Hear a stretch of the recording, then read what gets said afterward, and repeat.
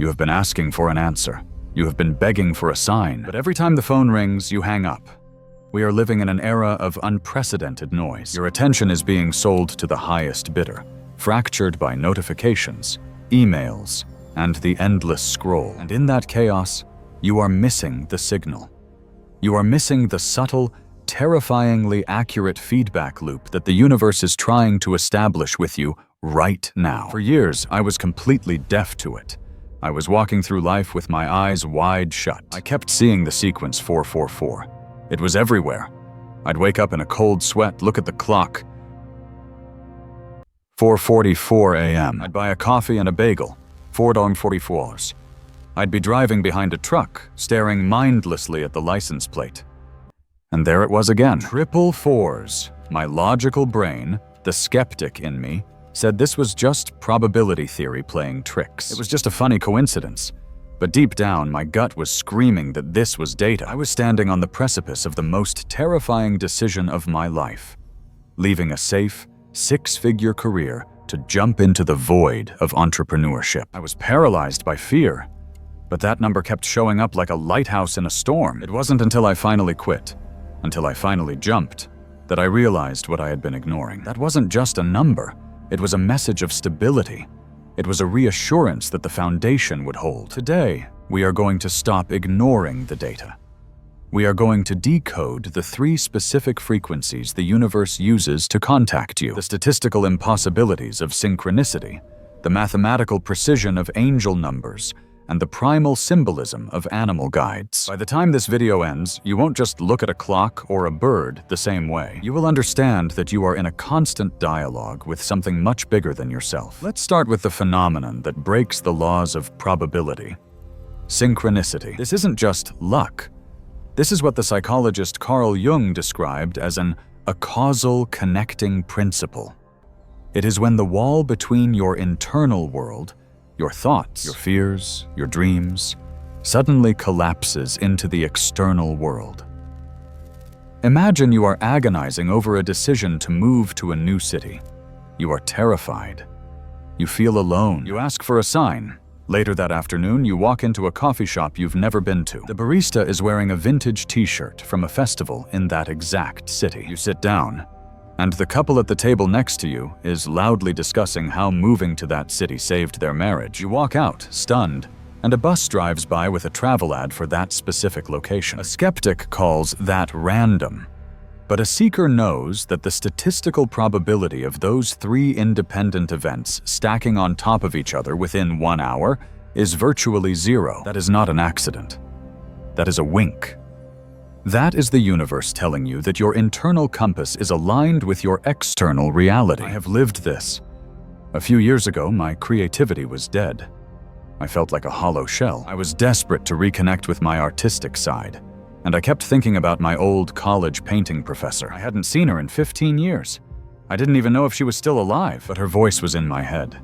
I needed her advice. It felt like a hopeless nostalgia. That weekend, I drove 3 hours to a tiny, remote coastal town I had never visited in my life. I just needed to escape. I was wandering down an alleyway, aimless, and I ducked into a dusty little art gallery just to get out of the wind. I turned the corner past a sculpture, and I froze. There she was, standing right there.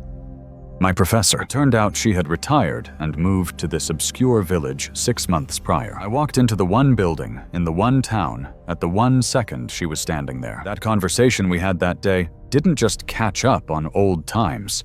It surgically removed my creative block and altered the trajectory of my career. If I had brushed that off as a coincidence, I would have missed the miracle. But sometimes the message doesn't come as a person. It comes as a code. This brings us to the phenomenon of angel numbers. You might think numerology is nonsense, but consider this. The universe is written in the language of mathematics. Patterns are the foundation of reality. When you see repeating numbers, you are seeing a glitch in the matrix designed to grab your attention. It is a spiritual alarm clock. Let's break down the code, because you've likely seen these and ignored them. If you are seeing 111 or 1111, stop what you are done. This is the number of manifestation. It is a starter pistol. It means the portal is open.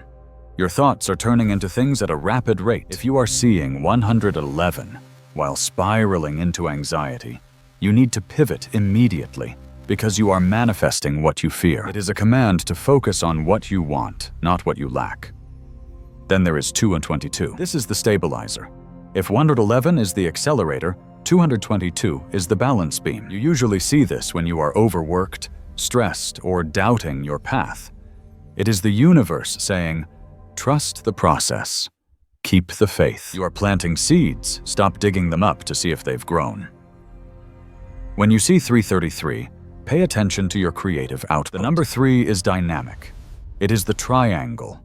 It represents the ascended masters, the teachers who have come before us. Seeing this is a sign that you are being supported in your expression. It's a green light to speak your truth. And then my personal ghost, 444.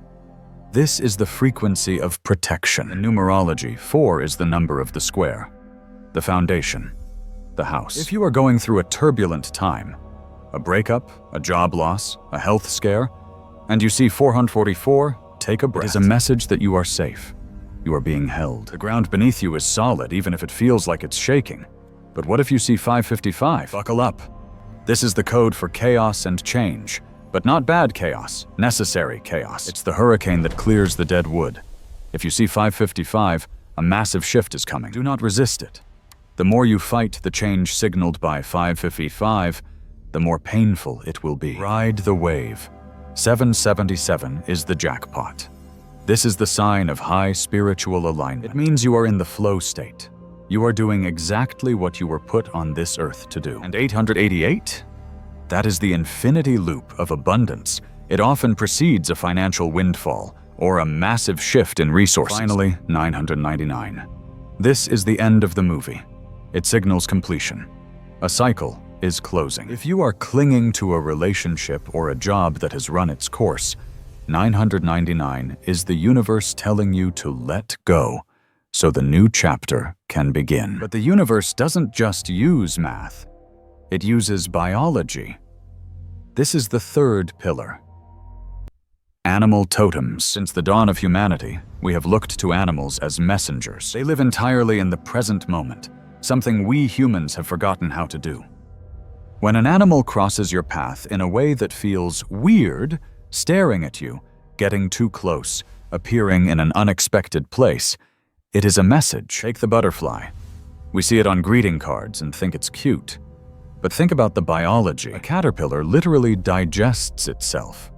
It dissolves into a soup of cells within the chrysalis before reconstructing into a winged creature. It is a violent, terrifying, beautiful transformation. Seeing a butterfly is a message that you are in a period of metamorphosis. It hurts, it's messy, but you are about to fly. Or the owl, the silent hunter of the night. Humans are afraid of the dark. Owls thrive in it. If an owl appears to you, you are being asked to look at the shadow side. What are you hiding from? What truth are you refusing to acknowledge? The owl sees what is hidden. It is a call to honesty and intuition. Even the animals we fear, like the spider, are profound teachers. The spider is the master architect. It weaves a web from its own body to catch its sustenance. It is the ultimate symbol of creativity and destiny. Seeing a spider isn't a bad omen. It's a reminder that you are the weaver of your own life. You are not a victim of your circumstances. You are the architect of them. And if you see the hawk or the eagle, look up.